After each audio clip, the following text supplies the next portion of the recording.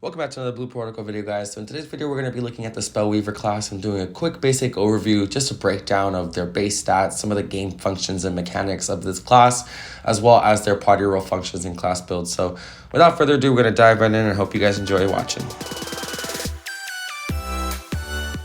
Alright, so let's look at the Spellweaver class. And the Spellweaver class, a quick description of it, is a powerful damage-dealing mage with varying elemental and non-elemental ranged, attack, and support skills while equipped with a staff. So the Spellweaver's purpose is to keep a distance and help the party with enemies going aggro and giving the party additional XP by shooting multiple enemies at once so they can come towards your party. Now, one thing with Blue Protocol, which is really cool, is that if you're attacking one of the enemies and another party from a different team altogether is attacking said same enemy, you all will receive experience points. That hasn't been consistent throughout the community, but that has been what the majority have said, and I'm gonna go with that. So with the mage, your goal is to effectively just keep a distance, help buff your teammates, debuff enemies to help those like the Aegis Slasher or the Foe Breaker who are more close combat related to do damage and help improve their combat. While you're in the back with the Archer or Keen Strider, I believe it's the name for that class, you're going to be back there kind of supporting them. So with the Spellweaver, it does have a base stat attack of 209, a crit chance of 7% with crit damage increasing to 41%. And then it also has a 50 defense with recovery power at 72. Recovery power, what that is where if you use like a potion per se, then how efficiently and how effective that potion will be is determined on your recovery power. So each class varies on recovery power. As far as damage calculations are concerned, it takes your attack output and the enemy's defense and vice versa. If an enemy is attacking you, then it takes their attack output and your defense. Enemies in this game are relatively strong, so in about 3 to 4 hits, you will probably die and then respawn, of course. But that's something to take into account, as well as elements have super effective damage on the opponent or not very effective damage, depending on the element that you're using against said opponent or that opponent is using on you. So every class also has a basic attack skill. They can learn that can be upgraded up to 2 times. So the basic attack is just effectively your starting move. And for the mage or the Spellweaver specifically, it has 3 magic bullets called Trinity Shot.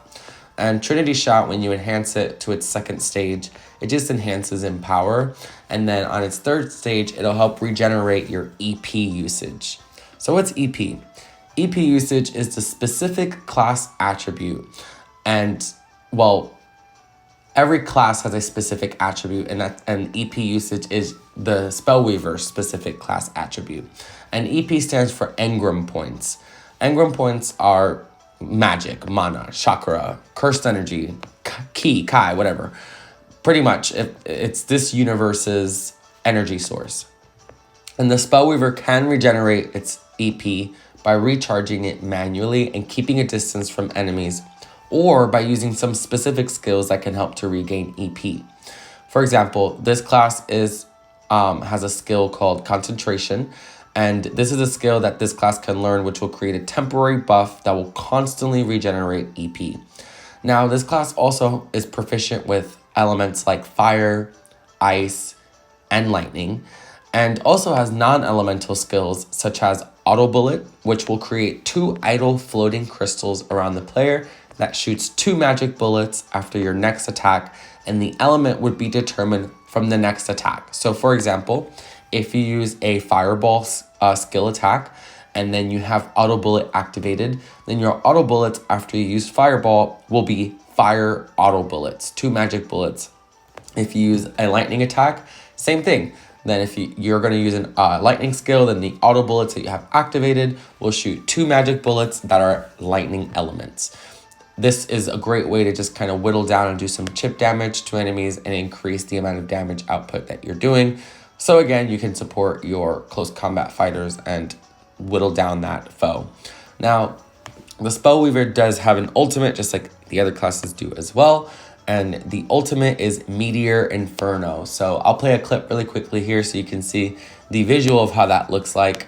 And you'll also see while you're playing in game, not in this current video that I'm showing, since this video is just more of a background theatrical, it doesn't have the HUD activated, you're just seeing combat. But if you were to see the HUD activated below, you will see the skills that you have attached, and your ultimate will be there. Once it's ready to be used, then you can activate Meteor Inferno. Now, what is its class's party role or party function? This class is meant, like I mentioned before, is a support range class that applies buffs or debuffs and damages enemies from a distance. Some of the things that this class offers is versatility in dungeons with elemental weaknesses and stacking towards elemental bursts. So you may be wondering, what are elemental bursts? Elemental burst is when an elemental gauge that charges over time during battle up to 3 levels, which you'll see above the enemy's head below the enemy health bar, when attacking with a specific element consecutively. And once ready, you can unleash a burst effect, which grants added damage buffs or debuffs depending on the type of burst. For example, a level 1 and 2 stacked gauge for the elemental gauge on these elemental bursts for fire causes damage over time. For lightning, it will also cause periodic disruptions in the target's actions. For ice, it reduces movement speed. Earth causes a buff for increasing player damage. Light causes a debuff for enemy reduced damage. And darkness causes a debuff that causes attacks to miss occasionally. Once that elemental gauge increases to level 3, then this will auto-activate burst and a new 5 level gauge will appear. A burst finish effects for each element. For the burst finish, fire will cause a large damage AoE with initial small and then a large explosion at the end of the burst effect. So you'll know when it triggers with that small burst, and then you'll see the large explosion at the end of it. Ice freezes the target and then shatters at the end of the effect. Earth immobilizes the target and explodes at the end of the burst effect, causing damage. Lightning causes a small explosion and then a large explosion, causing paralysis as it ends. Light will cause a small explosion and then a large explosion at the end and gives the party an area for HP regeneration. And lastly, darkness causes a small explosion and then a large explosion at the end with HP leak, which steals enemy HP. Now, finally, after going over the party role and just kind of the basic functions of the Spellweaver, you may be wondering, how should I build this class?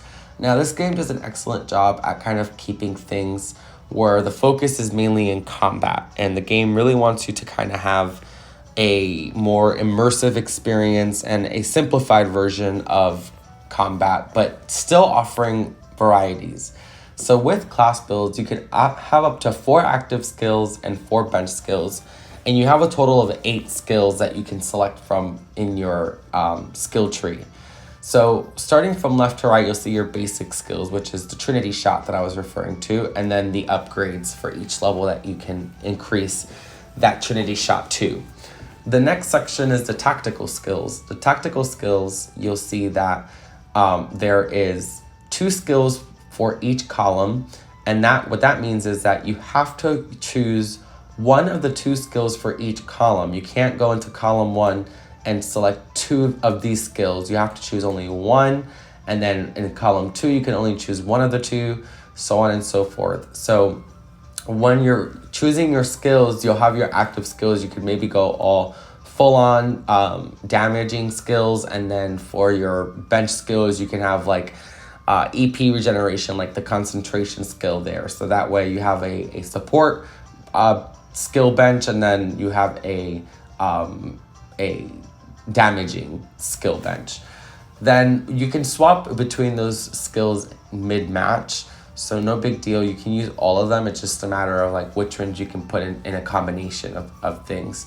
You'll also see on the skill tree next to the skills an A and a B for alpha and beta. So you can have a 4th upgrade to some of these skills.